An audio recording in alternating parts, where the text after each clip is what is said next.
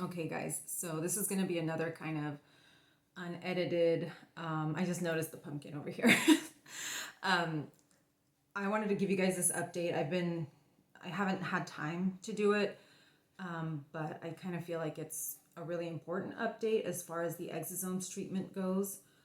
So I kind of had a little bit of time right now. Hopefully, I'll be able to do this whole video before family and stuff gets back. So if you guys have been watching my other videos, things have not been going well. And my doctor, the one that did the exosomes treatment, has kind of not been straightforward about how things are going. And this last time that I saw her, she didn't even run blood work. And keep in mind, I had the bruising and stuff. I think I saw her, what was it? I saw her at the beginning of September. It's right now, it's already October. It's like the second, like October 6th or something. So, she didn't run, and the bruises appeared in August, and I still had one when I saw her in early September. So, I expected that she would be running blood work, and she didn't run any blood work. Like this time, this is the first time in a long time that she has not run any blood work at all. So, I was like, something about that just doesn't sit right with me. I have continued to get worse. The bruising seems to have gone away. I still am getting some bruises, but they're not as big. But I needed to talk to someone. So I talked to the scientist guy. Those videos are also here in the exosomes playlist. And so you guys can go watch those.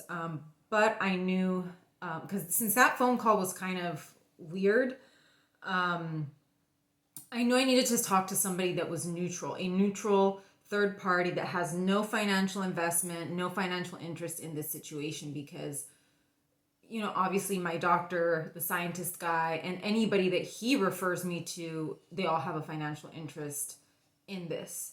And I was just like, I need to speak to someone that has, no expectation of this.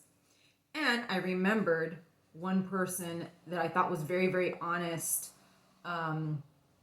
Back when I was doing the consults, if you guys remember, I'm also not going to name her name, but I had a consult with a doctor at a clinic in TJ who did not give me an estimate. She actually told me, she said, you know what, I'm not going to jump into anything. I need to research your SPS diagnosis a little bit more before I really, before she moves forward with anything. And she was the only doctor that I had done a consult with that said that to me, that actually was just like, look, I'm not going to, even give you an estimate until we move forward, until she figures something out. She never gotten back to me, but I touched bases with her clinic and asked them for, what she recommends and all of that. And it was the cheapest of all of the treatments, the cheapest estimate. And I think the lowest dose, kind of looking back now, it's probably the lowest dosage from, that I received, or the lowest treatment dosage. So I decided to give her a call, and I thought, I kept my fingers crossed, because obviously I had already told the clinic, because they kept following up with me, and finally I told them, I said, no, I decided to go with the exosomes with my doctor and all of that. And so they kind of, stopped, emailing me, because obviously they're not going to keep bugging. But I thought, you know what, I'm going to talk to her, because she was not extremely eager to treat me, which I found very impressive, because you're talking about thousands of dollars, at least a few thousand on the lower end. And so I contacted her office, and they scheduled me like for the next day. I think it was like the next day or 2 days later. So I had a consult with her, and the consult, well, not a consult, it was an appointment. I paid for the appointment and everything. I did not want to not pay, because, I needed her professional medical, kind of like an evaluation. I told her everything that happened, or that has happened. I told her the dosage. She did confirm that this is high dose exosomes, because I told her it was over 300 billion. She says that is a high dose. So even though the scientist guy told me it's not that high. She said, yes, it is a high dose. She said, what has happened is that you've had a bad response to the treatment. She says, and that does happen. She's treated Lyme disease patients with success, but also some of them have not turned out well either. And I told her, I said, you've treated patients with success. And she goes, I've treated some with success, but I've also had some issues with others. She says, and we don't really know why that happens, but it does happen. And so she said, what sounds to me like you're having a bad response to the treatment. It's kind of flared you up, made you worse, and that tends to happen with patients that don't do well on the treatment. She said, I highly recommend that you stay away from biologics for a while, for, who knows how long. She said, don't do it again. Because I told her my doctor wanted me to repeat the whole treatment again. And she's like, don't do any more of this. She said, you're not going to respond well to a second round if you didn't respond well to the first round. I'm looking down here at my notes because I tried to write down as much as possible. So she said, typically, because I told her I was 8 months out and we're going on 9 months. She goes, by now, the effects of the exosomes aren't doing anything anymore. She says, the exosomes are gone. She says, the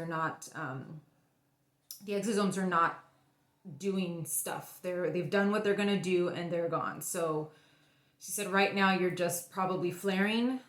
She said, but eventually you will go back to how you were before, which again, I question whether that's true or not, because she obviously doesn't know my history.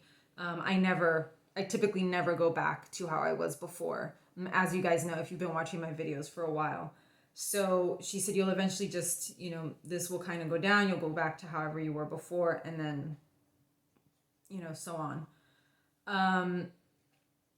So she confirmed my suspicions. And I told her, I said, I just think it's weird because I was showing the doctor this bruising and telling her that I didn't feel well and all of that. And she just didn't run any blood work. I said, I thought that was really weird because she always runs blood work, and she's been progressively running less and less blood work. So the first blood work was like the whole thing, CBC, sed rate, all of that. The second one was like CBC and sed rate. Oh no, the first one had everything, had GAD antibodies, everything. And then little by little, she's been removing everything to the point where we just now didn't do any blood work whatsoever. And she said, yeah, she should be running blood work. She said she should be running blood work. And she said, it sounds to me like maybe she's trying not to leave a paper trail, which was also my thought, that she knows something is wrong and that there's the potential for something to pop up in the blood work. And she kind of doesn't want that, evidence, I guess. So I asked her, do you recommend anything? Because the scientist guy had recommended some blood work. And I asked her, do you recommend any blood work? And she said something, I think like TNF alpha. I can't remember what else. I don't know if I wrote it here. C-reactive protein, D-dimer, that kind of stuff. So I was like, okay. So I will try to figure out how to get that blood work, because obviously she wasn't going to run it because she's in Mexico. I would have to go to her, which is a few hours away, and obviously I could get it done here.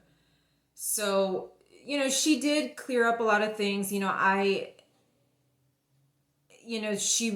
just the look on her face, her expression when I was telling her the whole situation with my doctor, with the scientist guy, everything, I could see on her face that the care that I've been receiving is substandard and possibly, negligent, I guess. And, I told her I have a hard time believing that, I told her I have a hard time believing that the scientist guy, the guy, he's vice president of the lab, said I have a hard time believing that he doesn't know what his product is being used for, because he immediately pointed the finger at my doctor. And she goes, of course he knows. Like, she just flat out said it like that. And I noticed that she wanted to say more. By the way, she knows who he is. She's familiar with him. She's like, oh, I know that guy. She says, I'm familiar with his work. So, I'm glad that I contacted her because she knows who he is. But she said, of course he knows. And she said a lot of times these labs try to hype up their product when they're trying to, I guess, to sell it to doctors to get doctors to use their product. And they kind of overhype it. And I guess they oversell whatever the product can or can't do, And so, but like I said, judging from her facial expressions, she just kind of, it looked to me like the situation is not, it's not good for me, but it's not good for the doctor either. That whatever is happening is just not supposed to be happening. Like things are not, she's not doing what she should be doing. And, that there may be consequences, serious consequences, but she didn't, it was funny. Like she wanted to say something and then she was like, no, like, I think she really, she's trying to be very careful because obviously she doesn't know if she'll ever run into the scientist guy, because obviously these products are legal in Mexico. So she would be able to legally use, exosomes and stem cell products, which, this laboratory, they make both. So she was just kind of like, she talked to me about potential clotting issues. She said that they did a clinical trial at her clinic with placental stem cells or something like that. She said, and we had great results, but a few people developed clotting problems. And she said, because of that, she said, even one was too many. And she said, we decided not to use placental products here. She said, we could get similar results with a different product that's safer. So that kind of scared me because obviously I had like bruising and stuff. And I was like, is she telling me that because of the bruising? Like, it was just, what I received was not from placenta, but still, I'm just like, this is not good. She did tell me the same thing would have probably happened with stem cells. So I wasn't going to escape it, whether I did stem cells or whether I did exosomes. She said the same thing can happen with both.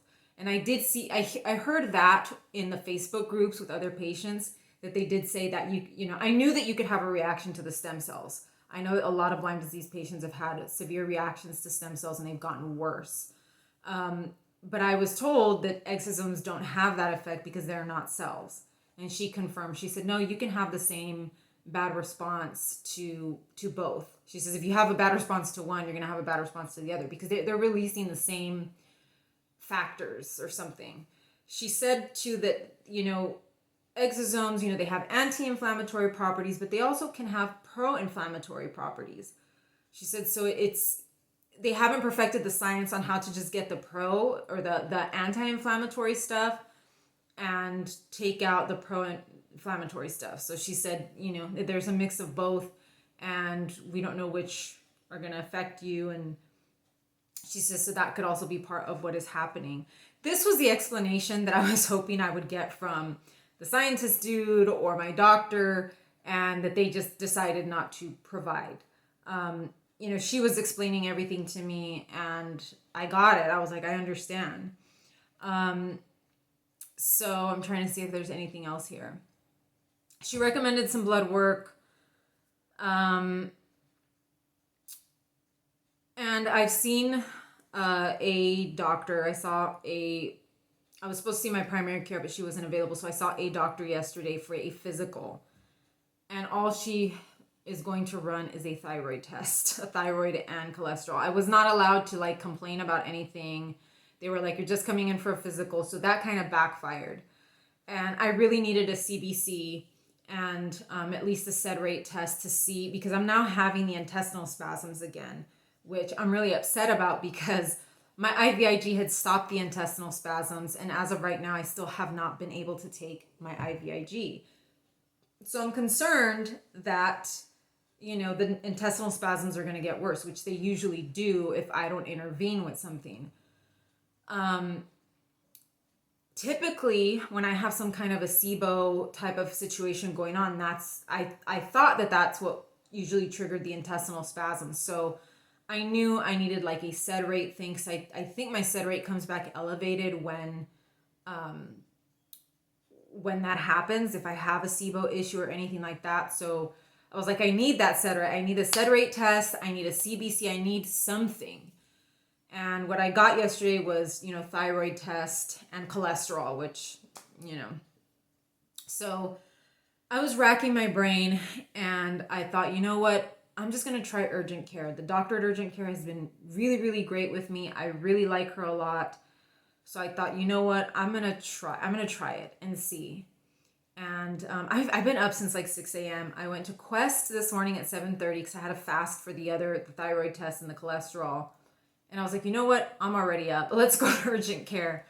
So I went to urgent care and luckily, I told the doctor what had happened and, that I've not been feeling well. And I did tell her, I said, I talked myself out of coming in when I had the bruising and I regret it because you're supposed to go to the doctors when you're symptomatic. You're supposed to go. You're not supposed to wait. So I told her, I said, now that I'm having the intestinal spasms again, I said, I need to go in and blood work, tests, whatever you can do.